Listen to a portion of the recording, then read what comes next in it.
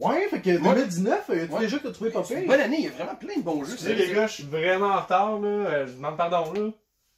Vince! Ben oui. L'école du jeu, en partenariat avec la boutique L'Imaginaire. Au-delà de vos attentes.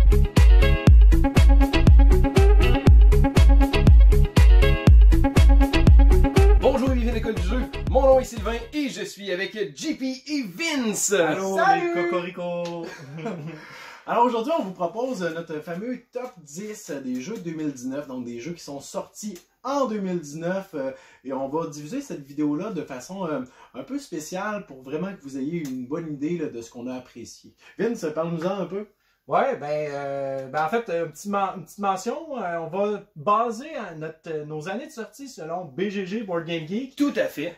Donc vraiment, désolé, mais nos amis européens, des fois, hein, on n'a pas les mêmes dates de sortie. Mais bref, on va s'entendre sur ça. Donc on va commencer là-dessus. C'est objectif. Ouais, c'est ça, Ah oui. exactement. Donc, la manière de fonctionner, c'est qu'on a concocté, chacun, on s'est trouvé 3 jeux, et on s'en est même pas parlé, donc ce que vous allez voir, ça va être un beau secret qu'on avait. Donc, on a choisi 3 jeux, mais on s'est entendu, par exemple, sur notre choix ultime, le jeu qui nous rejoint les 3, donc notre jeu favori de 2019, et pour ça, ça va être la 10e sélection. Exactement. Et avant de commencer notre top 3 personnel, on va aussi vous faire une mention honorable, un jeu qui nous a surpris, un jeu qui nous a émerveillés, on s'attendait pas nécessairement, qui n'a pas fait notre top 3 parce que bon, hein, 3 jeux dans une année, c'est très peu pour comparativement au nombre de jeux qu'on joue. Là. J'ai calculé et j'ai joué à date 60 jeux différents de 2019, donc le choix était difficile à faire. Exactement. Là, donc, C'est au moins 20 fois plus que moi, ça. C'est un nouveau jeu chaque 6 jours de l'année. Ouais, finalement, dit comme ça, je pense que c'est très abusif. Ouais. Donc, on va y aller, je pense, avec nos mentions spéciales. On commence avec ça. Bon, je vais commencer immédiatement. Ma mention spéciale, c'est un tout petit jeu. Non, il fera jamais mon top ultime des jeux, mais j'ai joué ce jeu-là plus que n'importe quel autre jeu. Tout droit arrivé de Gen Con, une petite boîte verte qui s'appelle Point Salad. Oh, Point Salad est vraiment un petit jeu agréable. Ça se monte rapidement, ça se joue en 15 minutes. C'est le fun, on va collectionner des légumes, essayer de faire des points. C'est parfait comme petit filler. C'est vraiment ma sélection et c'est ma mention honorable de 2019. C'est vrai que c'est un très très bon jeu. Hein? C'est le fun, on s'y prend très facilement. Il y a même quelqu'un qui a fait une version qui s'appelle Sidereal Salad sur BGG. J'ai hâte de l'essayer cette version-là. Hein? C'est un gars bizarre qui a fait ça. Ouais, c'est ça. Flyer. Je ne sais pas c'est qui. Mais oui, un bon petit jeu qui s'explique vite là, dans nos démonstrations qu'on a fait également pour les boutiques L'Imaginaire. On installait ça en 30 secondes, c'est expliqué, on pouvait jouer. Là. Tu passes partout. Et voilà. Ouais, exactement. Vas-y, Vince. Oui, moi, ma mention spéciale, en fait, c'est un peu plus gros comme boîte. C'est une très grosse boîte, bien remplie, un jeu qui dure 3-4 heures de temps. Ça s'appelle City of the Big Shoulders, qui est un jeu qui se veut être une représentation du 18XX, un style de jeu qui est très très long. Habituellement, on parle d'un 4-5 heures de temps. L'auteur de City of the Big Shoulders est un fan fini de jeux euro et des 18XX et il a décidé de jumeler les deux styles ensemble pour être capable d'arriver à un jeu qui durerait environ 120 minutes une fois qu'on a bien appris le système de jeu. Bon, moi j'ai pas eu la chance de faire plusieurs parties, j'ai fait une partie complète, j'ai fait une moitié de partie peut-être pour montrer comment ça se jouait, mais j'ai vraiment été charmé par ce jeu-là. Et la simple et bonne raison pour laquelle il se retrouve pas dans mon top 3, c'est que je peux pas vraiment mettre un jeu que j'ai joué une fois et demie dans un top 3, mais j'ai vraiment hâte de le ressortir, j'ai hâte d'y jouer, j'ai hâte de le remettre sur la table, puis surtout de le montrer à différentes personnes. D'ailleurs, je pense que toi, tu avais un gros intérêt pour ce jeu-là. Moi, j'ai récupéré le jeu à cause de toi, là. Donc, je l'ai, mais j'ai pas joué encore. De mon côté, ma mention honorable va à un jeu qui m'a bien surpris. Je m'attendais pas à accrocher autant à ce petit jeu-là, puis de le faire découvrir à plusieurs personnes. C'est Ishtar. Ishtar, j'ai bien aimé. Il n'a pas fait mon top 3, et loin de là, je ne l'ai pas considéré pour mon top 3, mais je l'ai trouvé rapide, je l'ai trouvé intéressant. L'aspect de personnalisation de notre plateau aussi, qui va nous offrir des occasions de faire des points de victoire en fin de partie.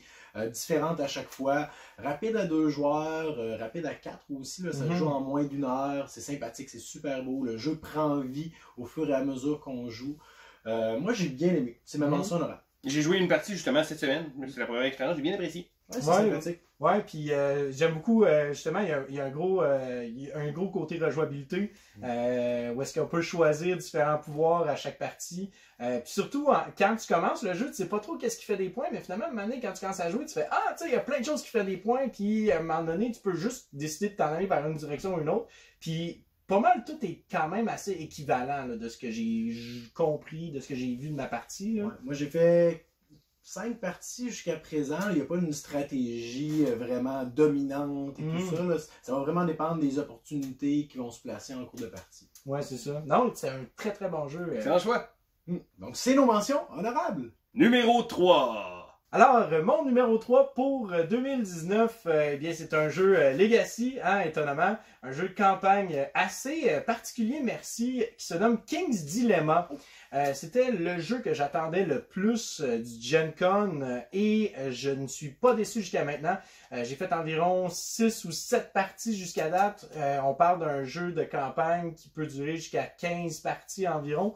Mais c'est un jeu qui est vraiment, vraiment intéressant parce que on se prend dans le jeu. C'est pas un jeu qui va être sublime au niveau mécanique ou au niveau thématique. Particulièrement au niveau thématique, si on se lance pas dans le thème, ben ça va être plate, tu sais.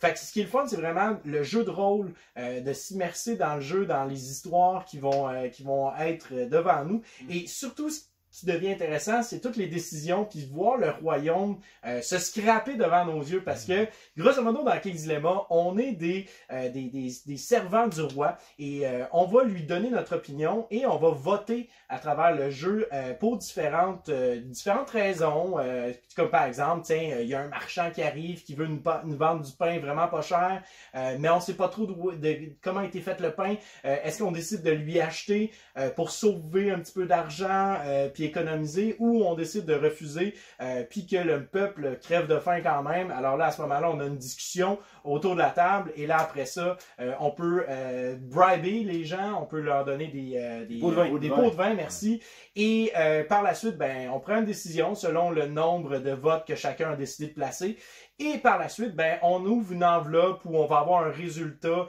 d'une situation, et des fois, ça s'en va, en fait, la plupart du temps, ça s'en va tout le temps vers le pire des situations qui pourraient arriver. C'est vraiment, vraiment le fun, somme toute. Puis des fois, c'est comme moralement, t'es comme, ah non, je suis contre ça. Non, je n'accepterai pas. Mais c'est parce que t'as des agendas secrets à accomplir. Fait que là, t'es comme, j'ai pas le choix de me prêter au jeu puis de faire comme, ben c'est correct qu'on aille chasser des sorcières. Tu sais, t'as pas le choix. Tu sais, c'est comme ça fait partie. Tu veux gagner après tout. Fait que ton côté moral, tu le mets de côté. Puis tu t'embarques dans le jeu. Donc vraiment un solide jeu pour vrai. Je le recommande à ceux qui aiment Donjons Dragons. Ouais, ok, embarquer dans le rôle un peu. Ouais, c'est ça. Vivre l'aventure. Ouais, exactement. Puis de voir vraiment l'évolution du royaume. Puis tout ça. Donc c'est vraiment un jeu très immersif quand on s'y prête vraiment. Parce que c'est pas un jeu euro nécessairement. Les mécaniques, comme j'ai dit, sont pas extraordinaires. C'est vraiment l'immersion, l'histoire qui est placée. C'est un bon jeu qu'on peut prendre une coupe de vin ou une bière avec. Ça se prête très, très, très facilement pour ça. J'ai très hâte qu'ils sortent la version française pour que justement il y ait de plus en plus des gens qui nous écoutent, qui vont pouvoir y jouer puis participer à cette aventure-là. Ouais, parce qu'avec l'importance de la narration, les cartes, du texte, probablement que ça peut être un obstacle, la langue. Oui, définitivement. Je peux raconter une petite anecdote. Dans le fond, on était au Gen Con, on a eu une session de démonstration. Puis j'étais avec mon cousin au Gen Con et il y a eu un peu de difficulté en fait au niveau de s'exprimer, puis de dialoguer, puis de dealer avec des gens en anglais. Pour moi, c'était pas un problème, mais ça a causé un petit peu un petit arrêt, admettons. Puis même dans nos parties, des fois, bon, on va faire une traduction littérale des cartes parce que des fois, bon, on veut être sûr certain de comprendre c'est quoi l'enjeu, puis surtout c'est quoi l'histoire qui est en train de se dérouler. Mais c'est un jeu vraiment, tu sais, outre ça, si on a envie juste d'avoir du fun, puis de s'installer, puis de prendre une bière, puis de juste s'ostiner autour de la table, c'est excellent. Le rêve de tout le monde, bref. Oui, c'est ça, exactement. On va attendre la version française. Oui, très très hâte que ça arrive. Bon. Pour ma part, mon numéro 3, et là j'ai hésité, j'ai jonglé, même avant le début de cette vidéo-là, j'étais même pas au courant encore, moi, quel j'allais choisir. On était moins. Mais, oui, c'est ça. Mais j'ai décidé d'y aller avec un choix, un très bon jeu. C'est d'un designer assez connu. C'est un jeu de civilisation avec du matériel absolument incroyable. Et non, ce n'est pas ce que vous pensez. C'est le jeu Era Medieval Age. Alors, et oui, donc Era, c'est un jeu que j'ai joué beaucoup. Premièrement, le jeu est un peu une réimagination d'un jeu que le designer avait produit avant. Donc, il y a plusieurs années, un designer peu connu du nom de Matt Leacock a sorti un jeu qui s'appelait Roll Through the Ages. C'était un jeu un peu roll and ride avec des petits pions qu'on déplaçait, des marqueurs, qui est un jeu de civilisation, mais très très minimaliste. Ce designer-là est devenu éventuellement Matt Leacock, Monsieur Pandémie, donc un designer vraiment de renom. Et il a pu réimaginer un peu son jeu, un des premiers designs populaires qu'il y avait eu, avec le jeu Era Medieval Age. C'est quoi? C'est un jeu de roll and build. Oui, ça aurait pu être tout à fait un roll and write. On aurait pu dessiner nos pièces sur une feuille de papier. Ça n'aurait rien changé au jeu. Mais la production du jeu est absolument incroyable. Des beaux bâtiments en plastique massif. Je dirais que c'est le fun. On voit vraiment construire. Et moi, j'aime beaucoup les jeux de construction de ville. Donc, on a vraiment l'impression de construire notre petit empire. Seul petit bémol, la couleur des plateaux jaunes est absolument... Ceci dit, le reste du jeu est excellent et le matériel est vraiment incroyable. Donc, c'est vraiment un beau jeu. Ça reste un jeu qui est très accessible parce que c'est pas compliqué à jouer. Tous les joueurs jouent en même temps et il y a un petit côté take that, un petit côté dans ta face, un peu plus prenant que ce que je croyais au début. Quand on peut jouer, on peut orienter notre stratégie à essayer de pousser sa chance pour avoir certains des petits crânes, des désastres qui vont arriver et de mettre des tuiles négatives aux autres joueurs qui vont devoir placer sur leur plateau et ainsi briser tous leurs beaux petits plans qu'ils avaient pour leur petite ville. Je m'amuse d'ailleurs beaucoup à jouer avec cette façon-là. C'est pas mal la stratégie de Sylvain. En fait, j'ai essayé quelques fois, ça a fonctionné. Mais du moins, le jeu reste quand même plaisant. Ça utilise des mécanismes très connus de Yadi. On va brasser des dés, on va pouvoir rouler certains dés, on va faire ça derrière un petit paravent.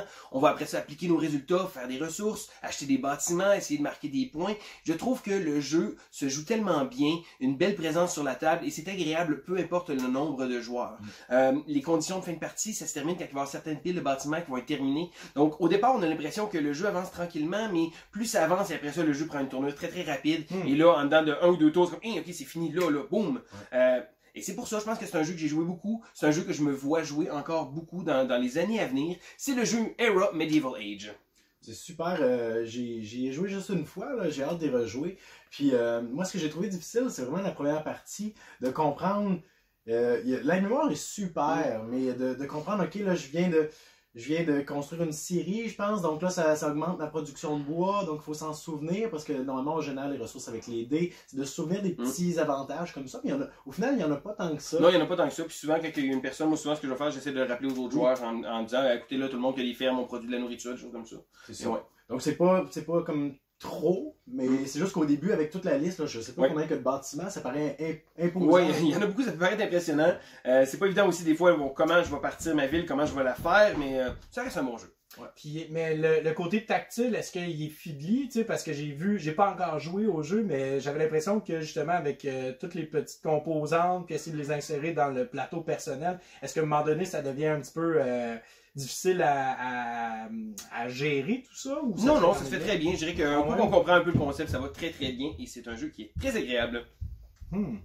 De mon côté, ma troisième place, en fait, c'est Paladins of the West Kingdom. Paladins de l'Ouest. Ouais, j'ai vraiment apprécié le jeu. L'année passée, on avait mis comme mention commune. Ouais, c'était notre jeu. Notre jeu commun, Architecte. Et je sais pas lequel des deux je préfère, je trouve que c'est deux jeux qui sont très différents. Je trouve que Paladin ajoute beaucoup une couche de profondeur comparativement à Architecte qui était très bien, qui était vraiment un bon équilibre je trouvais, pour ceux qui sont adeptes de jeux plus complexes avec beaucoup plus d'avenues qu'on peut explorer. Dans Architecte, bon, il y a quand même plusieurs stratégies qui peuvent nous mener à la victoire, mais dans le cas de Paladin, on vient de décupler ça. On peut pas tout faire, si vous essayez de tout faire, vous allez perdre. Faut se concentrer, mais il faut être à l'affût des occasions qui se présentent à nous. J'aime beaucoup la gestion des cartes, le fait que chaque joueur va commencer avec un paquet de 12 paladins, si je me souviens bien, identiques, mais qui ont été brassés. À notre tour, on en pioche 3. On doit en choisir une pour jouer à ce tour-ci, une qu'on va remettre sur le dessus du paquet, une en dessous. Donc, ça nous permet En fait, on n'a pas le choix d'éliminer presque un paladin pour la partie ou presque. Donc, beaucoup de choix. Ces paladins-là vont donner des bonus passifs sur nos pistes militaires, de valeur, tout ça, mais aussi une règle qui va changer pour nous pour tout le tour actuel. Donc, beaucoup de choses à prendre en considération. J'ai pas eu la chance d'y jouer encore en solitaire, mais je sais qu'à 2 joueurs, ça tient la route, c'est super, c'est assez rapide, c'est très riche. Vraiment un excellent jeu. Je pense que vous y avez pas joué encore, ni une non, pas joué encore. J'ai ma copie Kickstarter que j'ai reçue, même pas déballée encore, mais j'ai très hâte de l'essayer. Moi, j'ai vu plusieurs tables y jouer, puis le gros défaut de ce qu'on m'a dit, c'est vraiment quand on y joue à plus de 3 joueurs, c'est-à-dire 4, ça peut devenir vraiment long entre les tours, parce que contrairement, mettons, à Architecte, j'ai entendu dire que Paladin est très individuel, puis ce que les autres font a un impact, oui, mais pas assez drastique, majeur pour vraiment changer la donne, exactement. Parce que la grosse différence, je dirais, ça reste un jeu de placement d'ouvriers, sauf que contrairement à Architecte, où est-ce qu'on plaçait nos ouvriers sur un plateau central et commun à tous, là on va placer nos ouvriers sur un plateau individuel où est-ce que les autres joueurs ne viendront pas dans nos plates-bandes. Il y a une espèce de piste de cartes à chaque tour qu'on va en dévoiler. À un certain point durant la partie, je crois que c'est à partir du 3e tour, le 4e, le 5e et le 6e, en tout cas, les peut-être 3-4 derniers tours, il y a des nouvelles emplacements communs qui vont apparaître. Donc là, ça pourrait peut-être faire une petite différence parce que c'est la course à ces emplacements-là où un seul joueur va pouvoir aller. Mais comme tu le dis, il y a très peu d'interaction en tant que telle. Ouais, c'est ça. Moi, c'est peut-être ça qui m'avait un petit peu refroidi, je dirais, tu sais, le côté moins interactif. C'est ça que j'avais beaucoup aimé d'Architecte. Mais ça reste quand même que ça a l'air très intéressant. Je m'étais pas tout à fait penché sur le jeu. À essayer bientôt, hein, faut croire. Ah oui, donc c'est votre 3e place. Numéro 2. En 2e place, on retrouve un jeu d'une compagnie connue qui s'appelle Stonemaier Games et c'est le jeu Wingspan. On m'aurait dit il y a quelque temps que j'allais apprécier autant un jeu avec une thématique d'oiseaux et je ne suis pas vraiment certain que j'aurais vraiment été convaincu de ça. Le jeu Wingspan, malgré, bon, c'est un jeu avec des oiseaux bien sûr, mais c'est un engine builder absolument délicieux. Donc, c'est un jeu qui se joue relativement rapidement, donc c'est un jeu qui est pas très long pour ce qu'il offre. Moi, l'engine building est un des concepts favoris, un des mécanismes favoris que j'ai dans les jeux de société et je trouve que Wingspan le fait de manière vraiment très efficace. Oui, c'est certain, certains vont dire, bon, ben avec la quantité de cartes, il y a le hasard de la pige des cartes, mais en fait, comme beaucoup de jeux de ce genre-là, ça va être d'optimiser avec qu'est-ce qu'on va avoir, de réussir à tirer le maximum sur notre petit tableau. Donc, on va construire notre tableau avec les oiseaux, essayer de faire des points de tellement différentes façons, et également une grande mention au jeu en version solo, parce que je suis un amateur de jeux solo, mais j'ai de moins en moins de temps. Je prends de moins en moins le temps de jouer à des jeux qui sont assez longs. Des fois, j'ai un peu moins d'intérêt, mais je trouve que l'automa de Wingspan est fait de manière vraiment brillante. Le jeu est très rapide, écoutez, ça prend à peu près 30 minutes de sortir la boîte à la rangée, quand on connaît comment ça fonctionne. Ça roule très bien, le défi est vraiment là. L'automa est facile à gérer, on tourne une carte, il va générer des points et il est très difficile à battre. Je pense que je l'ai même pas encore battu une seule fois.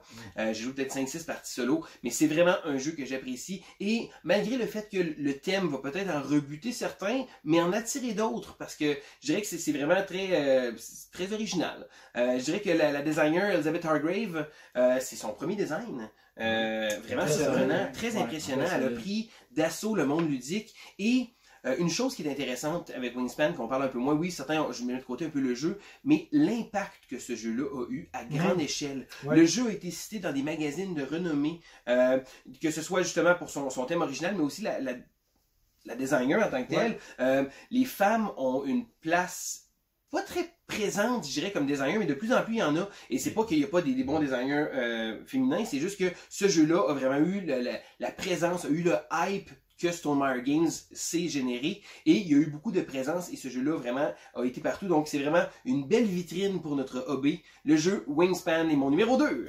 Ouais. J'ai eu la chance d'y jouer quand je suis allé au Japon, d'ailleurs, messieurs. C'était très particulier de lire les cartes en japonais, mais c'est surtout, moi, ce qui m'a vraiment, ce que j'ai trouvé incroyable, c'est de voir, en fait, que ce jeu-là a pris d'assaut, comme tu dis, le monde ludique, puis de voir qu'au Japon, ils ont déjà fait la traduction. Seulement, ça prend plusieurs mois, exactement, avant qu'il y ait une traduction. Là, ce jeu-là a déjà été traduit. Puis d'ailleurs, habituellement, c'est pas le genre de jeu qui m'interpelle beaucoup. C'est très individuel comme jeu, mais j'ai vraiment eu du fun. Puis il est facile à sortir, il est simple, on l'explique en à peu près en 10-15 minutes. Puis après ça, on commence à jouer, puis les parties s'enchaînent bien. Moi, j'ai l'impression souvent que justement, tu as un aspect un peu... et là, peut-être que je vais pousser la réflexion loin, mais j'ai un aspect un peu qui me fait penser à Agricola, dans le principe qu'on pige des cartes, mais pas nécessairement avec le draft. Parce que dans Agricola, tu vas piger tes cartes, et là, il faut que tu t'arranges avec ce que tu as pour essayer de faire le meilleur engin. Dans Wingspan, c'est pas mal la même chose, parce que tu commences avec tes cartes de départ, puis tu dis, OK, où c'est que je m'en vais avec mes skis dans le bain? Et là, tu commences, puis tu continues, puis tranquillement, ben là, tu bâtis vraiment une belle stratégie, dépendamment de ce que tu piges, comment est-ce que tu joues tes cartes. L'ordre dans lequel tu joues tes cartes aussi est tellement important dans ce jeu-là. C'est vraiment un beau casse-tête, somme toute, Wingspan. Si tu connais ce concept-là, je peux te montrer un jeu qui s'appelle Terraforming Mars, qui est fait très bien aussi. Ouais, mais d'ailleurs, trouves-tu... Écoute, on jase parallèle de ce conflit. Mais on jase pour jaser, là. Par contre, le pitch de vente, que c'est un mix entre Terraforming Mars et Gizmos, je suis plus ou moins d'accord. Et Gizmos? Ouais, le côté engine building rapide, ouais. en fait, de la chose. Ouais. Mais moi, j'ai trouvé que le jeu avait beaucoup de concepts similaires à Terraforming Mars, par l'optimisation, la gestion de ce qu'on a, de faire avec ce qu'on a. Puis moi, c'est vraiment ce qui m'a plu sur Wingspan. Exactement. Dans le cas de Wingspan, ben, quand le train Wingspan est passé à toute vitesse et que tout le monde est monté, moi je sais pas qu'est-ce que je faisais. Je pense que Wingspan c'est pas rendu en Beauce. Ouais, ça doit être ça. Parce que j'avais parti en Floride, tes Oui, c'est ça. Moi, elle était toute partie vers le sud. Et j'ai pas embarqué, moi, dans le hype, dans l'engouement, dans cette course folle-là.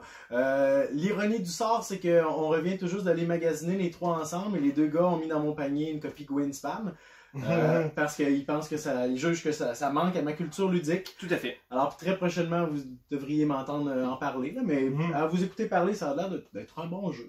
Oui, je suis très surpris, c'est un des rares jeux que moi et Vincent, on connecte là-dessus. J'ai été surpris quand il m'a dit j'ai aimé Wingspan. Ouais. Je suis impressionné.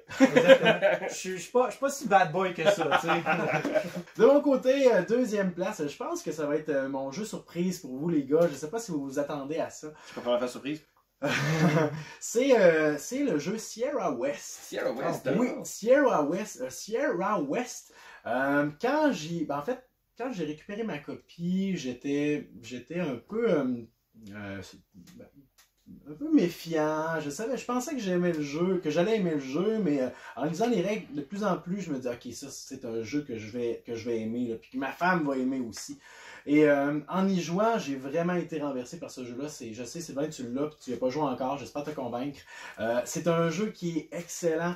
J'ai juste eu la chance de jouer à 2 joueurs. C'est riche d'opportunités. Vous connaissez la Granja, peut-être que vous aussi. Donc, on a le même mécanisme d'un plateau individuel avec des trous, avec des cartes multifonctions, multi-usages, où est-ce qu'on va venir placer nos cartes dans le plateau. Et selon la face ou l'icône qui est visible, ça va un peu comme activer ou déterminer qu'est-ce qui est possible pour nous.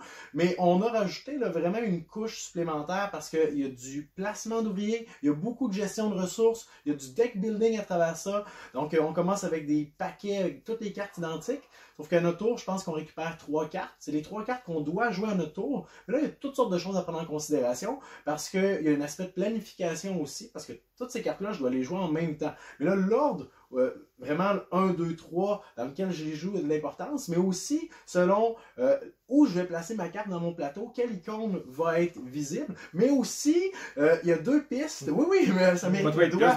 Il y a 2 pistes parce qu'il y a la piste d'exploration en montagne, il y a la piste de sentier aussi. Donc, quelle icône va être visible dans quelle piste, à quel moment.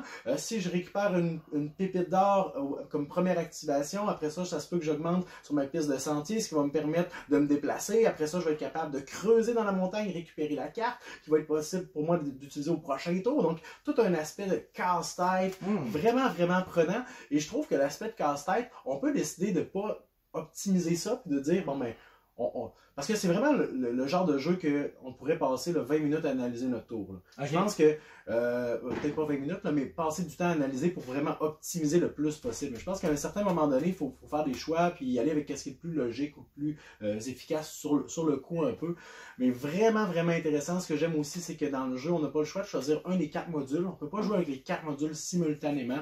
On doit en choisir un et c'est des modules qui vont venir changer radicalement la partie, qui vont offrir des nouvelles possibilités. Il y a un module, entre autres, qui va ajouter une nouvelle ressource, mais qui est commune. Donc, habituellement, nos ressources sont individuelles, mais là, moi, je peux utiliser les pommes que tu viens de rendre disponibles, tandis que tu prévoyais les utiliser à ton prochain tour. Moi, j'arrive, puis non, merci, Vince. Je les utilise, je les vends, je me fais de l'argent sur ton dos, un peu comme ça.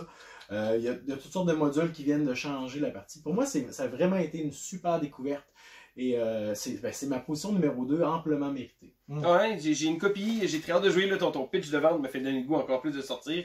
J'ai très hâte. Moi, le concept des cartes qui se placent, le positionnement des cartes, délicieux. les icônes, je trouvais ça, c'est un petit côté qui me plaît beaucoup et j'ai bien hâte de l'essayer. Est-ce que les 4 modules, tu sais, le pitch de vente avait vraiment été 4 jeux en une seule boîte? Est-ce que vraiment c'est 4 jeux en une seule boîte ou c'est 4 variantes du même jeu? C'est une bonne question. Moi, j'ai pas joué aux 4 modules, j'en ai joué 2. Et je trouve que c'est peut-être un petit peu exagéré, honnêtement, de dire que c'est 4 jeux dans une boîte. Je trouve que, en tout cas, les 2 modules sont classés aussi en ordre de complexité là, ou de profondeur. J'ai essayé les 2 premiers. Le premier est vraiment un module d'introduction. Okay. On va ajouter quelque chose de pas trop complexe, qui va prendre les règles de base, mais qu'on pousse un petit peu plus loin. La ressource commune aussi, qui est pas tant agressive, que je vole tes pommes, ça te fait pas changer vraiment la donne.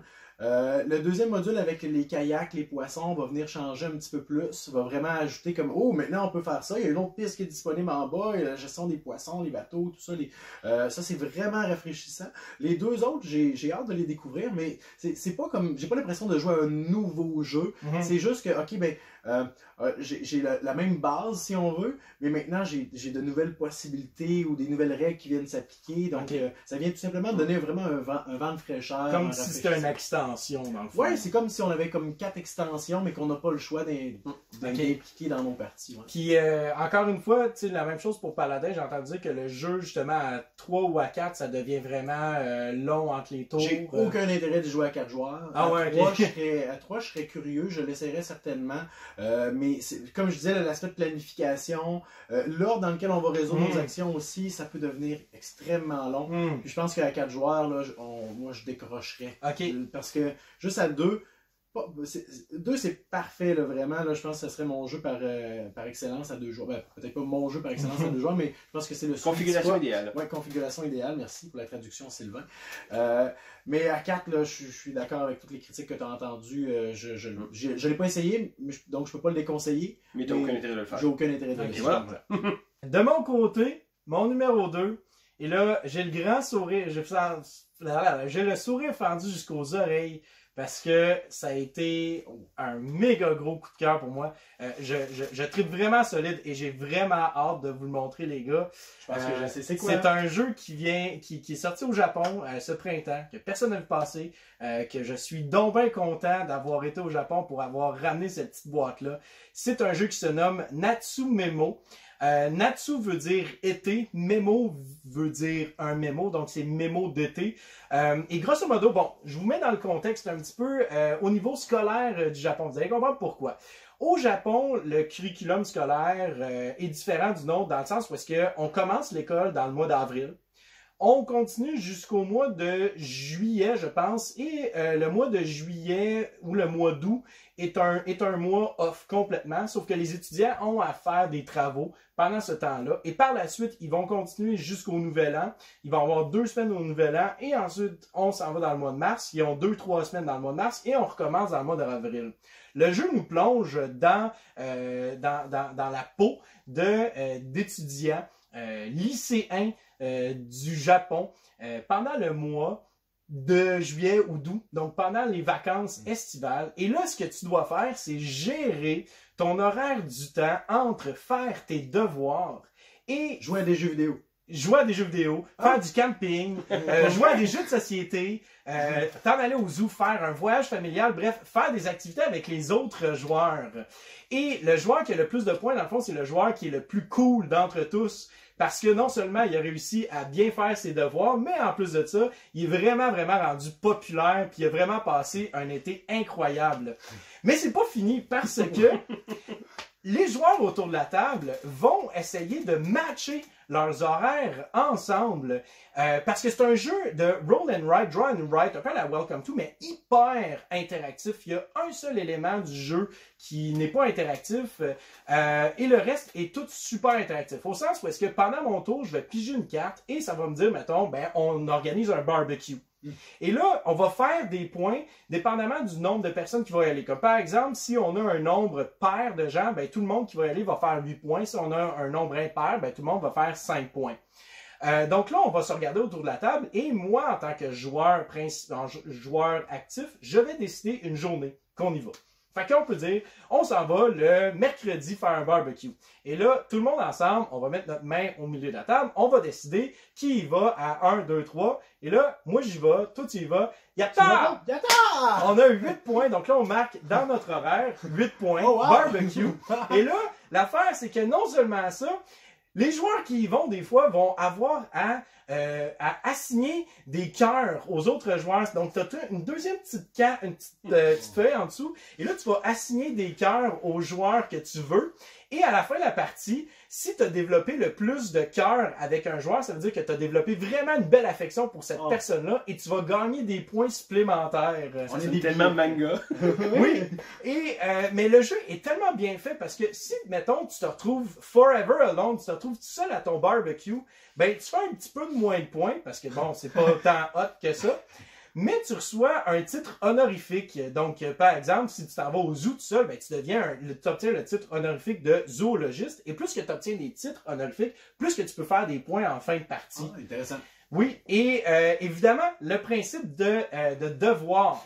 Parce que au Japon, contrairement au Québec, au Québec, on a tellement de la misère à faire des devoirs aux élèves. Incroyable, hein? Beaucoup d'écoles qui décident de ne plus donner de devoirs parce que ça se fait plus. Au Japon, si tu fais pas tes devoirs, c'est honteux et tu risques de te faire taper sur les doigts. Et c'est la même chose dans ce jeu-là parce que chaque devoir que tu ne fais pas te fait perdre 10 points de victoire. Quand vous étiez au barbecue, là, moi je faisais mes devoirs. Exactement. Exactement, parce que justement, dans ton horaire, les jours que tu n'as rien, ben tu vas rouler un dé, et c'est là la petite partie individuelle, tu roules un dé, et dépendamment du résultat, ben tu fais des devoirs. Donc là, c'est comme ça que tu vas faire tes devoirs. Donc là, il faut tout le temps que tu gères jusqu'à quel point tu vas aller jouer avec les autres joueurs, aller faire des sorties, jusqu'à quel point que toi, tu veux rester chez vous pour faire tes travaux tout seul. C'est un jeu... moi, la raison pour laquelle ce jeu-là m'a impressionné, m'a jeté à terre, c'est un jeu, un party gamer pour jusqu'à 6 joueurs. Plus que tu ajoutes des joueurs, plus que ça devient fun et chaotique. Le côté storytelling, c'est niaiseux, mais on se prend vraiment dans le jeu de se raconter une histoire, de faire comme, ben moi je suis Vanessa, je suis une petite, tu sais, je suis exactement une écolière, tu sais, qui rencontre Bob, puis que là on match nos événements avec pas Bob. Très japonais, Bob. Ouais, mais c'est ça, mais ouais. Hein? Ouais, c'est ça, exactement. Fait que là, on match nos horaires ensemble pour se voir parce que on commence à développer une amitié, une relation amoureuse peut-être. Bref, on se prend vraiment à ça et surtout, c'est hyper thématique.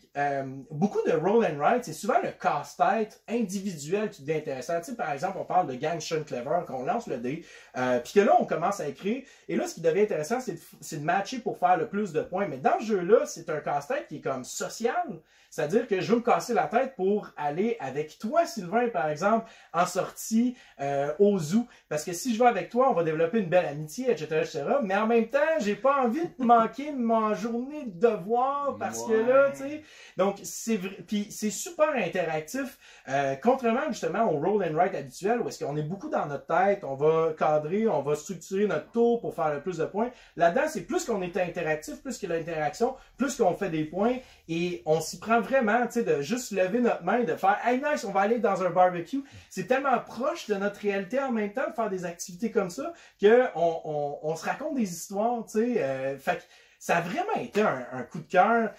Quand j'étais allé au Japon, je connaissais pas un seul mot de japonais. Ben, j'en connaissais quelques-uns, mais tu sais, j'étais avec des gens qui parlaient pas du tout anglais et j'ai connecté avec ces gens-là de façon incroyable grâce à ça. Vraiment, là, ça vient, pour moi, ce jeu-là vient vraiment rendre le jeu de société quelque chose de pertinent pour créer des relations, bâtir des liens autour de la table. Bref, vous allez voir, tantôt on va jouer. Oui, c'est ça, tantôt on va jouer, j'ai hâte là, encore plus. Mais c'est combien de temps une partie? C'est 30 à 45 minutes peut-être. Okay. C'est vraiment le genre de jeu que tu peux sortir en fin de partie, tu sais, t'es fatigué, tu fais comme... En fin de soirée? Oui, c'est ça, en fin de soirée. Hey les gars, on joue à ça. Ah oui, ok, puis là, ça te donne juste le petit pep de faire ah ok, ben super, on a passé une belle soirée. Finalement, la soirée finit pas là, puis on continue à jouer. C'est ça, exactement, tu sais. Vraiment, là, je suis impressionné par ce jeu-là, et j'espère qu'il va y avoir une traduction en anglais, j'espère qu'il va y avoir une traduction en français. Je veux vraiment que ce jeu-là soit sa map. C'est tellement bon. Ça, c'est ta deuxième place, là. C'est ma deuxième place. C'était fait drôle parce que Vince en parle avec tellement de passion. L'an dernier, j'ai cru voir une passion comme ça pour Tales of Nogging the Nog. C'est le jeu bizarre à Vincent, mais j'avoue que ça a l'air bizarre, mais j'ai bien hâte d'essayer. Oui, vraiment. Oui, vraiment. Donc, c'était ma position numéro 2, qui aurait pu être numéro 1, mais bon, tu sais, numéro 1, c'est comme vraiment un concours de circonstances. Ouais, exactement. Donc, voilà. Numéro 1. De mon côté, position numéro 1, parce que là, on est rendu là, au top. Là, la crème de la crème de 2019. Les meilleurs jeux, sans contredit. Là. De mon côté, je pense que on va vous surprendre un peu quand même. Là. Je suis pas sûr que c'est le jeu auquel vous vous attendez. Là. Mais je vous parle de Cloudspire. Oh! Quelle surprise! Je l'ai pas vu venir! Je pense que tout le monde dans la maison est comme renversé. Là. Je vous laisse le temps de vous relever, d'en revenir, c'est bon. Donc Cloudspire, c'est mon jeu à moi là, de 2019, vraiment délicieux. J'ai eu la chance de jouer dans différentes configurations, différents modes aussi. J'ai pas joué en mode coop, puis le mode Endless aussi, là, parce que c'est un jeu de Tower Defense ou de MOBA aussi. Donc souvent on va retrouver ce genre de mode-là, le mode infini, avec juste des vagues d'ennemis qui déferlent à l'infini jusqu'à temps qu'on meurt. C'est un mode qui a l'air très intéressant, là, je trouve. J'ai pas eu la chance d'y jouer encore, mais j'ai surtout eu la chance de jouer en solitaire. J'ai vraiment apprécié. Je suis pas un grand fan fini des jeux en solitaire, mais ça me permet de tester les jeux dans différentes circonstances, quand on n'a pas un entourage nécessairement qui veut plonger avec nous dans une aventure comme ça. Et ce que j'aime, c'est que Cloudspire a spécialement été conçu pour le mode en solitaire et à 2 joueurs. Malheureusement, j'ai pas joué encore à 2 joueurs. Ça manque franchement à mon désir d'y jouer. Mais en solo, c'est incroyable. Je pense que j'ai fait 11 parties sur 4 scénarios différents, donc plusieurs échecs cuisants et retentissants, humiliants et autres synonymes. Mais vraiment très riche comme jeu. Ce que j'aime le plus, je pense. Puis j'ai fait ma critique. Là. Je sais pas pourquoi je continue d'en parler. Il en parle à chaque vidéo. Il trouve le moment de faire une pause Cloudspire. C'est le moment de la pause Cloudspire. Mais vous allez voir ma critique. J'en parle davantage. Mais je vais terminer en disant que ce que j'apprécie le plus de Cloudspire, c'est vraiment l'aspect de, OK, cette partie-ci, qu'est-ce que je fais? Parce qu'il y a tellement d'opportunités, tellement de possibilités. Vince vient de se débloquer telle habilité dans sa forteresse. Ça va faire en sorte que le plateau va pouvoir changer de cette façon-là. Donc, en réponse à ça, c'est pas ça que j'avais prévu, mais je vais aller chercher cette habilité-là ou cette amélioration-là. On est constamment en train de s'ajuster à ce qui se passe, puis on n'a pas le choix. Parce que si on joue de façon individuelle, puis de se dire au début de la partie, bon, mais cette fois-ci, je vais essayer ça se peut qu'on se plante totalement si on n'a pas été à l'affût de ce que les autres ont fait. Donc c'est vraiment riche, j'aime les interactions, j'aime le rythme du jeu aussi. À 3 puis à 4, je reviens comme à Sierra West tantôt, j'ai pas d'intérêt. J'ai joué une fois à 3 et une fois à 4, c'est vrai, il manque juste l'occasion de jouer à 2 joueurs. Puis j'ai trouvé ça bien, mais pas autant. On dirait qu'il y a quelque chose pas qui manque, mais quelque chose qui devrait pas être là. Le rythme est plus lent aussi, on attend après les autres, c'est moins saccadé, puis il me semble que dans un jeu comme ça d'affrontement où est-ce qu'on a des vagues d'ennemis qui se foncent dedans puis qui se vergent dessus, on veut quelque chose qui est rapide, on veut que ça roule, exactement. Donc à 3 à 4, on perd ça. Peut-être un 2 contre 2 à la limite. Oui, c'est ça que j'ai hâte d'essayer, il y a cette possibilité-là, un 2 contre 2, que j'ai hâte de voir là, si ça accélère un peu le rythme. je serais curieux de l'essayer. Mais c'est mon jeu de l'année 2019. Pour ma part, ben, j'ai joué moi à 2 joueurs, justement. Ben, j'ai pas complété la partie, mais ce que j'avais trouvé intéressant, c'est que souvent dans ce genre de jeu-là, c'est ben, détruire l'autre, puis celui qui s'est fait détruire gagne la partie. Alors que dans Cloud Spire, j'avais trouvé intéressant le fait que, bon, on a 4 rondes à faire et après la 4e ronde, ben, on compte des points. Donc oui, tu peux être en train d'essayer de varger l'autre puis d'essayer de le détruire, mais c'est pas nécessairement ça qui va te donner la victoire, à moins que tu réussisses vraiment à renverser son empire. Mais j'avais trouvé ça intéressant, en fait, de jauger jusqu'à quel point que je veux ralentir l'autre et jusqu'à quel point que moi je veux créer de la défense et jusqu'à quel point que je veux faire des points. Parce que c'est pas parce que tu fais des points que tu fais 1, tu te défends ou que 2, tu attaques. Donc moi j'avais trouvé ça super intéressant. Puis je suis pas rendu au même thinking que toi, au sens parce que je suis pas capable de voir les enchaînements, les réactions. Il faut connaître les factions. Ouais, exactement. Mais ça peut être quelque chose qui est intéressant, justement, pour des joueurs qui veulent développer une expertise dans un jeu. Puis ça, malheureusement, je trouve qu'on manque beaucoup de ce genre de jeu-là sur le marché, tu sais, qu'on se lance puis qu'on fait juste faire, OK, je joue à ce jeu-là 25 parties, tu sais. Je rentre dans mon investissement, puis let's go, on embarque, puis on fait toutes les configurations possibles. Ça manque beaucoup, puis je pense que Cloudspire vient répondre à ce besoin-là. Il y a des gens probablement un peu comme Gloomhaven qui, avec Cloudspire, pourraient dire bon, ben ça, c'est mon investissement pour les prochains 6 mois. Ouais. Puis après 6 mois, ben tu as fait un peu le tour du jeu, mais après ça, tu le maîtrises très bien. Je pense qu'avec Cloudspire, il y a peut-être un peu l'aspect de le joueur qui a fait le plus de parties peut avoir un bon avantage sur les autres un peu. Mais en même temps, non, parce que, surtout, c'est peut-être à 2 joueurs, mais à 3 ou à 4, il y a l'aspect comme d'effet collatéral, de dommage collatéral, où est-ce que moi, je m'en viens t'attaquer, mais en chemin, Sylvain vient me gruger un peu, puis affaiblir mon armée, j'avais pas prévu ça, parce que c'est le genre à Sylvain de faire ça. Mais ouais, c'est hyper riche là, en termes de possibilités, d'opportunités. Pour ma part, je n'ai pas joué. Donc, ça va être... Envoyez des pouces vers le bas. Non, c'est pas vrai. Pas de pouces vers le bas. Pas de pouces vers le bas. Un excellent numéro 1 qui nous surprend pas du tout. Ouais, exactement. Alors, mon numéro 1, ben, j'en ai parlé, en fait, pendant ma petite pause, pendant ma pause, hein, parce que de septembre à décembre, si vous n'avez pas remarqué, j'ai pas fait de vidéo. C'était voulu, c'était pas quelque chose d'accident, c'était pas un accident. Mais il y avait quand même un jeu qui, je voulais vraiment comme dire à quel point que ce jeu-là m'a flabbergasté sur les réseaux sociaux. Et c'est Pax Pamir Second Edition, un jeu qui, j'ai joué la première partie, j'ai lu les règles, j'ai regardé, j'ai fait, OK, je comprends pas trop. Pourquoi il y a cette règle-là? Je le sais pas.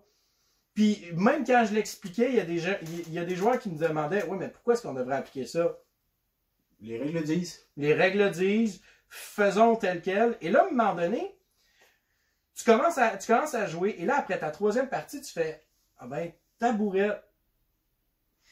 C'est pour ça qu'il est là, cette règle-là. Puis là, tu viens de voir la profondeur puis l'espèce de mind-blowing d'affaires super qui renverse complètement la vapeur. Puis tu fais comme, aïe, mais prochaine partie, je vais utiliser cette stratégie-là, je vais m'en aller vers ça. Mais là, la prochaine partie, tu fais comme, oh my god, cette règle-là est là pour ça. Fait que là, tu es en train de découvrir tous les rouages, tous les différents engrenages qui commencent à se combiner ensemble. J'ai 9 parties derrière le corps et je dois avouer que malgré mes 9 parties, je serais pas prête à pouvoir dire à n'importe quel moment on joue à Pax Pamir, je vous torche, tu sais, je serais pas prête à pouvoir faire ça parce qu'il y a tellement de choses à considérer et surtout les nouveaux joueurs, s'il y a certaines choses qu'ils comprennent bien, mais là à ce moment-là, ça peut vraiment venir renverser la vapeur. J'aime le principe de scoring aussi. Tu peux faire un maximum de 23 points dans la partie, donc quand tu veux scorer, par exemple, je sais pas moi, 2 points, c'est quand même c'est quand même 10% du total maximal que tu peux faire, tu sais, somme toute. Et les parties terminent tout le temps à peu près à 10, à 6, à 4, à 0, par exemple, tu sais. C'est vrai. Puis, il y a aussi une autre règle que si tu termines, dès qu'un joueur a 4 points de plus que tous les autres joueurs, il gagne automatiquement la partie. Puis, la 2e partie que j'ai faite, ça s'est terminé comme ça et je m'en suis pas rendu compte parce que j'explique les règles, on joue, puis là, un moment donné, il y a quelqu'un qui déclenche une phase de score et là, je fais comme, bon, ben, t'as gagné. Je fais comme, comment ça? Ben, j'ai oublié de vous dire que... J'ai oublié de vous dire. Oui, mais au moins, ça l'avantageait pas. Ouais, c'est ça, non, exactement. Fait que, non, habituellement, quand j'oublie des règles, ça avantage tout le temps les autres, tu sais. C'est bon, ça. Mais c'est que c'est un jeu qui est quand même, tu sais, il y a quand même une routine qui est simple, mais c'est vraiment chaque petit rouage, chaque petite règle vient vraiment donner une saveur particulière à ce jeu-là. Faut aimer l'interaction, faut aimer être déstabilisé, faut aimer se faire rentrer dedans des fois puis se faire dire ok, il est en lead, on lui donnera pas la chance de pouvoir avancer là-dedans. Donc ça se peut que tu te retrouves dans une situation un peu houleuse, mais c'est le fun parce que justement c'est de jauger jusqu'à quel point tu veux faire des points maintenant, jusqu'à quel point tu es prêt à attendre, qui tu vas aussi à qui tu vas donner à qui tu vas épauler, à qui tu vas donner ta force de pouvoir. Donc, vraiment, là, je pourrais en parler pendant des heures et des heures. Je pense que ça va être une des premières vidéos que je vais faire à mon retour dans le mois de janvier, vraiment, parce que ce jeu-là a une saveur vraiment, vraiment particulière, vraiment unique. Puis je recommande de l'essayer juste pour voir, juste pour essayer ce genre de jeu-là, parce que ça donne vraiment une idée à tout le monde. Est-ce que j'aime ça ou j'aime pas ça? J'ai bien hâte de le voir. J'avoue que je suis curieux. Il y a beaucoup de gens qui en parlent en bien. C'est un jeu qui ressemble à pas grand-chose. Je suis pas du genre à m'arrêter juste au visuel du jeu, mais quand tu regardes le jeu, il y a de l'air de vraiment rien. Il n'y a pas l'air des petits cubes, rectangles, un plateau de jeu très amorphe. Mais idée comment jouer juste en regardant ça. le jeu. J'ai quand même beaucoup de gens autour de moi qui m'en ont parlé, qui en ont donné beaucoup de bien. Donc je suis peut-être curieux d'essayer ça peut-être à un moment donné dans le bon mood. Penses-tu qu'après une partie, on a un bon feeling du jeu, ou c'est le genre de jeu où est-ce qu'il faut que tu joues 2-3 fois avant de vraiment saisir la richesse, la profondeur? Après une partie, je vais-tu comme en vouloir plus, ou je vais savoir si j'aime ça ou non? Ben, en fait, je te dirais, j'ai joué avec 4 groupes de joueurs différents. Sur mes 4 groupes de joueurs, il y a 2 fois qu'on s'est dit, ben voyons, on peut pas finir comme ça, on en refait une immédiatement. Oh, ça c'est rare. Oui. Un de ces groupes-là, ça a été, on a fait 3 games la première soirée, on a fait 3 autres games le lendemain. Dans les autres groupes, il y en a qui ont été achetés le jeu parce qu'ils ont fait ok, ben il faut que j'y rejoue, faut que je veux l'essayer, je veux y rejouer. Puis les 2 autres groupes où est-ce que j'ai juste joué une partie, c'était juste circonstanciel qu'on en joue juste une parce que bon, c'était un 7 à 10, puis tu sais, on se retrouvait à 9h30-ish du soir, donc il fallait partir. Mais on en aurait fait une directement après, là, c'est sûr et certain. Donc non, après une partie, on peut pas se faire une tête autour du jeu, mais après une partie, tu as envie d'en faire une autre parce que tu fais comme, ok, non, j'ai pas vu tout, là, tu sais, puis j'ai envie de... Non, j'ai envie d'en avoir plus. Ouais, c'est ça, exactement, là, tu sais.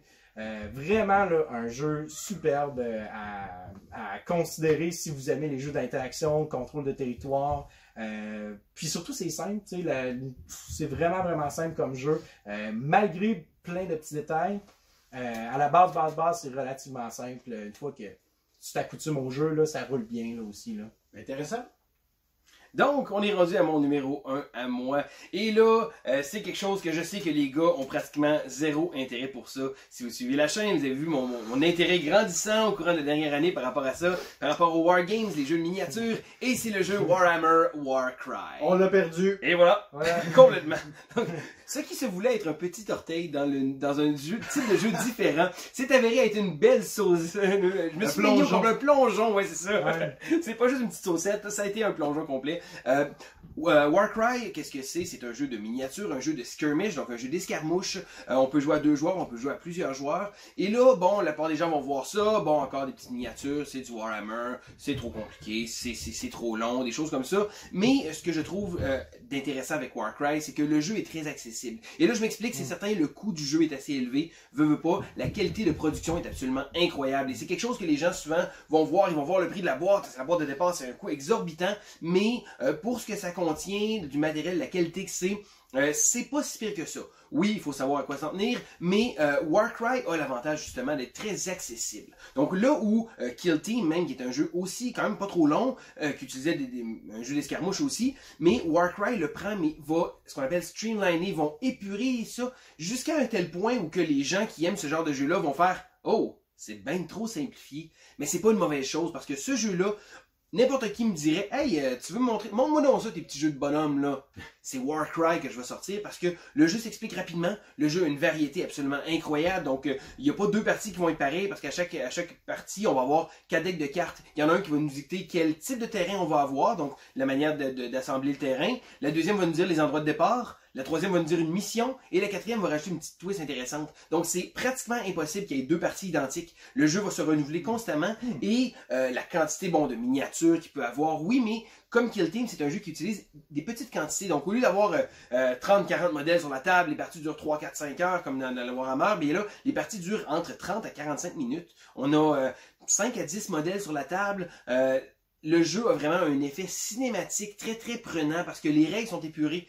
Lorsque dans Kill Team, il fallait tirer des dés pour toucher, tirer des dés pour blesser, l'autre tirait des dés pour se défendre, l'autre tirait des dés voir si la blessure était superficielle ou une blessure profonde. Et bien là, dans Warcry, on lance un dé, on fait des dégâts. Et devinez quoi, vous avez un 6, c'est un coup critique, ça fait plus de dommages. Donc c'est très très simple, très très rapide d'accès et c'est le genre de jeu que je vais traîner avec moi pour le montrer, pour au moins donner un petit goût de qu'est-ce que c'est ce type de jeu-là aux autres. C'est pas un jeu qui va se retrouver dans beaucoup de top parce que c'est une catégorie un peu à part, je viens par la bande un peu, mais je veux vraiment relier ces deux mondes-là, le monde du miniature wargaming et le monde du jeu de société. Et je trouve que Warcry est le chaînon manquant entre les deux. Je trouve qu'il fait encore mieux que Warhammer Underworld, qui est un jeu que j'aimais beaucoup, qui avait beaucoup de côté de jeu de plateau. Bien, et Warcry, c'est mon numéro 1 pour 2019, un jeu que j'apprécie beaucoup. J'ai commencé un mode campagne, c'est un jeu que je me tanne pas, j'ai envie d'avoir plus de miniatures, d'en faire plus. Je manque seulement de temps pour tout peinturer ça et pouvoir le jouer et le montrer avec tout le monde. Donc c'est mon numéro 1, un jeu que je pense que les gars n'ont pas essayé, ont peut-être pas trop de désir d'essayer, mais à un moment donné, je vais m'organiser puis je vais les prendre dans un petit coin et dire hey, on va jeter mes petits bonhommes. Ouais. C'est mon numéro 1, c'est Warcry. Hey Sylvain, explique-moi donc dans des mots que je peux comprendre. Moi, mes références en termes de jeux de miniatures, c'est Star Wars Legion ou Battle Lore. C'est-tu comparable à ces deux titres-là? À Légion, ça se rapproche beaucoup parce qu'on n'a pas de cases. Dans Battle Lore, on avait des cases précises, oui, on déplaçait sur des cases, tandis que Légion, c'était ouvert, donc on avait une réglette. Et dans Warcry, on a vraiment un petit galon à mesurer qu'on peut servir. Il y a beaucoup de gens qui vont « Ah, ça fait bizarre », mais un coup qu'on goûte à ça, on se rend compte qu'on a juste plus de liberté. On n'est pas régi par une petite case. On se déplace comme l'équivalent de 6 cases quand même, mais on peut se déplacer où on veut sur le plateau de jeu. Et je trouve que ça rajoute une grande ouverture au jeu. Mais c'est quelque chose qui, à l'habitude, on voit les réglettes passer, comme « Oh, je suis pas sûr ». Mais ouais. En termes de complexité par rapport à Star Wars Legion? Ah, beaucoup plus simple que Star Wars Legion. Beaucoup plus simple, vraiment. Là. Il y a quand même la profondeur des règles, mais c'est vraiment plus simple, c'est simplifié. C'est des concepts qui sont simplifiés. Il y a mon ami Richard qui écoute peut-être la vidéo. Fait que Richard, Warcry, c'est peut-être pour toi? C'est super. Puis est-ce que chaque unité que tu possèdes a des pouvoirs différents ou c'est quoi la raison pour laquelle je dois acheter comme plein de différentes unités? En fait, le jeu fonctionne, puis je n'irai pas trop dans le détail, mais on va avoir un warband qui soit une équipe, si on veut, qui va partager une certaine faction. Donc ça se peut que ce soit des orques, ça se peut que ce soit des gobelins, ça se peut que ce soit des paladins en armure, et chacune de ces figurines-là va avoir différentes habilités.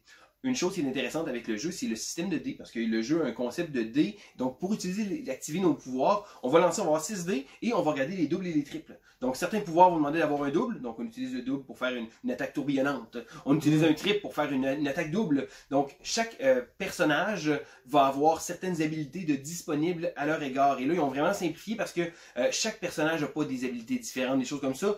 Le jeu est quand même visuel, on a des belles cartes d'aide qui vont nous dire, ben écoutez, ce personnage-là et ce personnage-là ont un pouvoir spécial avec un double, tu peux faire une attaque justement tourbillonnante ou quelque chose comme ça, donc ça vient vraiment clarifier le jeu. Ok. Ouais. Pour ma part, c'est ça. Je dirais que le goût après ça d'avoir plusieurs factions différentes va venir avec des façons de jouer différentes, des armées qui vont être plus à distance, d'autres armées qui vont utiliser des stratagèmes différents, mais c'est surtout qu'à un moment donné, on commence à le collectionner et on n'est plus capable d'arrêter. La preuve vivante. Ouais, c'est ça. On va bientôt faire un Wargaming anonyme. Hey, ça fait le tour! On a fini? On a fini, puis... Mais non, on n'a pas fini, les boys. Non, il manque encore notre sélection ultime. Ouais, la sélection qu'on se met ensemble et qu'on dit « Oh, c'est notre super sélection! » Super sélection, super sélection!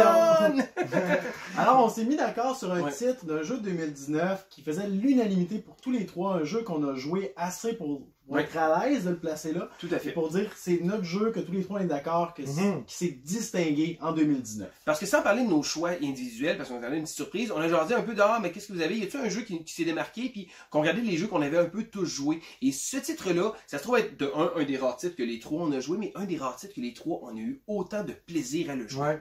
Et non seulement ça, c'est un titre aussi où est-ce qu'on se posait la question, je me souviens très bien, on discutait, tu sais, quel jeu qu'on va avoir en commun? On parle de tel jeu, j'ai pas joué, j'ai pas joué. Et là, quand Sylvain est arrivé avec, ce jeu-là, il est en 2019, on a tout fait comme, ben oui, c'est sûr, c'est ça, aucun doute, c'est clairement ce jeu-là qu'on va mentionner. Et il s'agit de... Aeon's End Legacy! Ah oui! Alors, Aeon's End Legacy reprend le concept du jeu coopératif Aeon's End, bien sûr, on s'entend, mais le met à la sauce Legacy. Donc, Aeon's End, pour ceux qui ne le savent pas, est un deck builder coopératif qui est vraiment génial. Beaucoup de variétés, beaucoup de choses dans la boîte, mais ce que j'ai trouvé intéressant de Aeon's End Legacy, c'est qu'il va rajouter en plus de ça un côté histoire, un côté narratif. Et moi, pour ma part, c'est vraiment ce côté narratif-là. J'ai vraiment aimé, et moi, bon, les gars ont terminé, on vous donnera pas de spoiler, je pense pas, non. Aussi. Donc, je n'ai pas terminé ma campagne, mais je suis rendu quand même plus de la moitié. Et j'aime l'aspect narratif. Donc, on vit une histoire. Donc, les parties vont changer, oui, mais on a vraiment l'impression de faire partie de cette histoire-là et de prendre des décisions, donc à travers le jeu qui va évoluer comme ça. Et ça va faire en sorte que les décisions vont avoir de l'impact un peu plus tard. De mon côté, Aeon's End Legacy, moi j'y ai joué en solo, où est-ce que j'ai décidé de jouer 2 personnages. Et je trouvais que ça voulait super bien. Ce que j'ai apprécié le plus, je pense, du jeu, c'est vraiment l'aspect du poids de nos choix. Dans les jeux Legacy, pour moi, ça c'est le point d'ancrage numéro 1. Il faut que j'ai l'impression que mes choix ont un poids, ont un impact concret et cohérent dans la partie où je suis en train de jouer, mais aussi dans celle à venir. Donc, avec les cartes d'évolution, je ne donnerai pas d'exemple concret ou quoi que ce soit, mais c'est des cartes qu'on a la possibilité parfois de régler tout de suite ou de laisser imploser, si on veut. Et si c'est ça qui se passe, ben la carte va venir me hanter plus tard, dans les prochaines parties, mais dans sa version améliorée. Et ça, c'est vraiment déchirant dans ces choix-là. L'aspect solo, sinon, ben, j'ai trouvé ça... J'aurais aimé le jouer avec quelqu'un, partager cette expérience-là, parce que pour ma part, c'est mon expérience Legacy par référence, si on veut. Tout à fait. Je suis déçu donc de ne pas l'avoir partagé avec qui que ce soit, mais j'en parle avec beaucoup d'enthousiasme. J'aime le fait aussi que c'est un jeu qui est rejouable après la campagne. J'y ai rejoué une fois, entre autres, là, avec le matériel qu'on a amélioré, tout ça, c'est super satisfaisant. Ouais, puis moi, je pourrais vous parler de Aeon's End Legacy en perspective de d'autres Legacy. J'en ai quand même fait plusieurs. J'ai fait Pandemic Legacy, j'ai fait Betrayal Legacy, j'ai fait celui-là, j'ai fait Seafall aussi. Et j'ai fait quelques parties de Gloomhaven. Puis finalement, bon, on parle de Aeon's End Legacy. Donc j'en ai quelques-uns derrière la cravate. Et c'est un style que moi ça me... Je sais pas pour vous, mais quand j'achète un Legacy, il y a donc bien de l'espoir qu'il y ait du matériel, de la surprise dans la boîte. Et trop souvent, les Legacy, c'est juste fait pour qu'on puisse s'attacher à ce jeu-là, qu'on joue 15 parties, puis à la fin des 15 parties, à un moment donné, on dirait que tu as une écœur en titre. Tu sais, tu te tentes, tu es comme, bon, ben, il me semble que j'ai fait le tour de ce jeu-là. À la limite, on a hâte que ça soit fini. Ouais, c'est ça, exactement, parce que l'évolution, la construction de toute l'atmosphère du jeu arrive pas à un paroxysme. Tandis que dans Aeon's End Legacy, moi, ce que j'ai aimé, c'est que, bon, je vous spoil, tu sais, c'est pas un spoiler, tu commences, tu es un apprenti.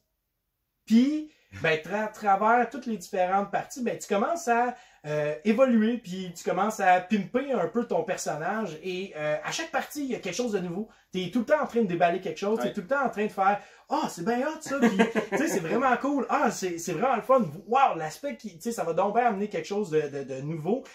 Et comme tu dis, l'aspect aussi que les cartes évoluent au sens parce que, c'est ça, comme tu as dit, tu peux régler la carte tout de suite ou attendre, puis qu'à un moment donné, elle vienne te hanter. Puis cette carte-là, à un moment donné, c'est quand tu la piges, puis que là, elle explose, et bien là, ça fait tellement mal, parce que là, tu dis, aïe, je suis juste au 4e scénario, il en reste 3. Là, je suis comme, tu sais, t'es comme pris avec ça, puis c'est super fort, mais là, non seulement cette carte-là, elle peut évoluer aussi, fait que t'as comme une espèce d'effet Pokémon, tu sais, que t'as comme un petit, tu sais, t'as un petit Charmander au départ, qui est comme ben anodin, tu fais comme, ah, ben c'est pas grave, c'est pas tant, tu sais, c'est ça. Là, Charmeleon, oh, ok, tu sais, finalement, t'as Charizard, puis là, c'est comme Charizard vient comme te rentrer dedans à chaque game, t'es comme... Mais pourquoi j'ai laissé ça arriver? Ouais, c'est ça, exactement. Il n'y a pas de Pokémon dans Aeon Legacy, là. Ben, c'est ça, c'est une analogie. Mais c'est vraiment ce côté-là aussi. Puis il est rapide, tu sais, on parle de 7 parties, 7 scénarios, donc on peut rejouer tous les scénarios à différentes... on peut perdre aussi beaucoup, comme exactement. Ben, comme c'est le cas dans Aeon Zone en général. Mais ça, cet aspect-là, le fait qu'on n'ait pas beaucoup de scénarios, que ce soit comme très straightforward, que ce soit très, ok, on clenche, puis on y va, ça te tente de faire une partie, puis que le lendemain, tu sais, tu fais comme, bon, ben écoute, on peut en faire une autre, ok, on en fait une autre. Moi, je l'avais fait avec ma femme, puis c'était un moment un peu comme très difficile dans notre vie, mais c'était tout le temps un petit moment où est-ce qu'on se retrouvait, puis on pouvait se plonger dans le jeu, puis juste de faire, hey, on a hâte de jouer, on a hâte de continuer, puis aussi, bon, tout le temps les noms, moi j'aime ça, marquer. Oh, oui, moi aussi. Ils ont une histoire, ils ont une personnalité, ils ont une vie. C'est ça. Nous autres, ça tourne tout le temps un peu au grivois, mais ça, c'est une autre histoire. C'est ça. Non, je dirais que ce jeu-là, en plus, pour reprendre un peu, on parlait des jeux qu'on a hâte que ça finisse, on jouait à Charterstone, comme ça va-tu finir à un moment donné. Tandis que là, moi, j'ai pas terminé ma campagne, mais j'ai voulu vraiment mettre la pédale douce, je veux apprécier parce que la seule chose que j'aime pas de ce jeu-là, je vais le dire tout de suite, là, il y a une chose que j'aime vraiment pas de ce jeu-là, c'est que j'ai peur de le finir, j'ai peur d'arriver à la fin, c'est comme... J'en veux plus, je veux découvrir plus parce que découvrir ce jeu-là a vraiment quelque chose. Les enveloppes, comme Vincent disait, on découvre des nouveaux pouvoirs, des nouvelles façons de jouer, des nouvelles choses qui nous surprennent, des nouveaux mécanismes de jeu. Puis là, je n'irai pas dans les détails parce que je veux vous les laisser découvrir. C'est vraiment une découverte. Ouais. Puis de mon côté, ça a été le contraire. Moi, j'ai tellement embarqué que j'ai fini tous les scénarios en moins d'une semaine. Là. Je les ai dévorés en étant tout seul. J'avais pas le souci d'avoir un autre joueur, tout ça. T'as binge played. Exactement. Alors, c'est notre sélection. Et voilà. Donc, ça fait pas mal le tour. Là, c'est fini pour de vrai, là. Je pense qu'on a plus d'autres surprises, là. Hey, mais il y a une chose. Il y a une chose, par exemple, qu'on veut savoir. Vous. C'est lequel votre choix. Donc, allez regarder les jeux que vous avez joués. Vous allez remarquer qu'il y a plusieurs excellents jeux cette année. Plusieurs jeux peut-être que vous n'avez pas joué, parce que même là, on n'a même pas la prétention d'avoir joué le 10e des jeux intéressants qu'il y avait en 2019. Ouais. Venez nous inscrire, c'est quoi votre choix? Surtout que là, on attend SN, hein, ici, de l'autre côté de l'océan. On attend les jeux qui... Vous êtes. Oui, il y a beaucoup de jeux, moi, personnellement, que j'ai hâte d'essayer, que j'ai hâte de découvrir. Puis faites pas comme nous. T'sais, nous autres, on est funky un peu, on est très professionnel. C'est 2019 seulement. Vous, votre jeu, ça peut être un jeu de 2016, ça peut être un jeu de 2000, ça peut être un jeu de 1500 si ça vous tente. Mais dites-nous, partagez-nous, c'est quoi votre coup de cœur, vous, de cette année? Ce serait bien le fun de pouvoir le savoir. Ne soyez pas régi par la même éthique professionnelle qu'on a de sortir des jeux de 2019 seulement. Exactement. Donc, laissez-nous ça dans les commentaires sous la vidéo. Envoyez-nous 2, 3, 4, 5, 6 pouces vers le haut aussi, hein, si vous avez apprécié notre top, si vous êtes d'accord avec... Et puis si vous n'êtes pas abonné, vous avez aimé ce que vous avez regardé, là, ben dites-vous qu'on en sort des vidéos. Vous abonnez, vous pouvez avoir être notifié même si vous voulez. Quand on sort des vidéos, on aime ça produire du contenu et ça nous fait plaisir de produire une tonne de contenu pour vous. Oui, puis finalement, hein, Facebook, on est très actif autant au niveau personnel qu'au niveau de notre chaîne. Donc, vous pouvez aller liker notre page puis avoir des nouvelles continuellement sur qu'est-ce qu'on sort, qu'est-ce qu'on publie. On a aussi un groupe Facebook qui se nomme La Salle de Classe. Donc, vous pouvez taper ça, La Salle de Classe, l'école du jeu, et vous nous faites une demande, puis viendez, on va vous accepter. Viens! Alors, c'était JP et Sylvain et Vince pour l'école du jeu, et on vous dit à la prochaine! Bon jouage!